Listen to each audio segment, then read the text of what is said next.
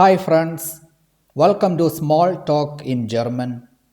In this lesson, we will learn how to make an appointment in German. If you like this video, please subscribe to my channel for new videos. Let us start. Guten Tag, kann ich mit Frau Konrad sprechen? Good morning, can I speak with Miss Conrad? Mit wem spreche ich bitte? Who am I speaking to, please? Wie kann ich Ihnen helfen? How can I help you? Ich würde gerne einen Termin mit Ihnen vereinbaren. I would like to make an appointment with you. Welches Datum würde Ihnen denn am besten passen? Which date would work best for you? Montag passt am besten. Monday is the most suitable day. Am Montag habe ich schon einen Termin. I already have an appointment on Monday. Aber der Dienstag würde gehen. But Tuesday would work. Ich habe einen Termin mit Frau Konrad. I have an appointment with Miss Conrad. Wie ist Ihre Anschrift? What is your postal address?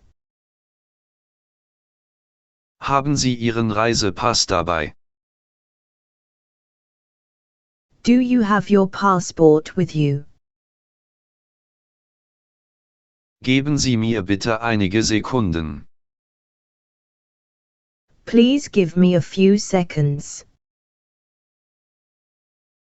Wo ist das Zimmer 91? Where is the room 91? Im Erdgeschoss, das erste Zimmer links. On the ground floor, the first room on the left.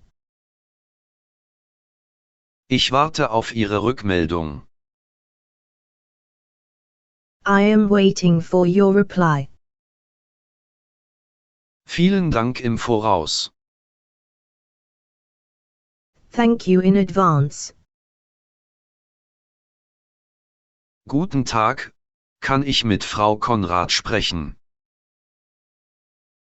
Mit wem spreche ich bitte? Wie kann ich Ihnen helfen? Ich würde gerne einen Termin mit Ihnen vereinbaren. Welches Datum würde Ihnen denn am besten passen? Montag passt am besten. Am Montag habe ich schon einen Termin. Aber der Dienstag würde gehen. Ich habe einen Termin mit Frau Konrad. Wie ist Ihre Anschrift? Haben Sie Ihren Reisepass dabei? Geben Sie mir bitte einige Sekunden. Wo ist das Zimmer 91? Im Erdgeschoss, das erste Zimmer links. Ich warte auf Ihre Rückmeldung. Vielen Dank im Voraus. Hi friends, hope you will enjoy learning.